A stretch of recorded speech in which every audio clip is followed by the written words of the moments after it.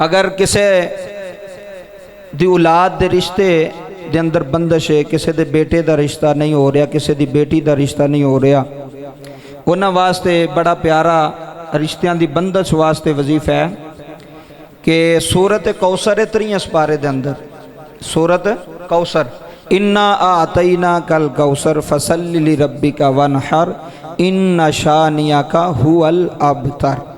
यह 3 आयतां दी बहुत छोटी जी सूरत है। सूरतुल कौसर इनू कहा जाता है, 3 सपारे दे आखिर दे अंदर है। अगर किसी दी बेटी या बेटे का रिश्ता नहीं हो रहा, रुकावट है, तो वो वास्ते सूरतुल कौसर जड़ी है वो सुबह शाम 313 दफ़ा पढ़े। कितनी दफ़ा?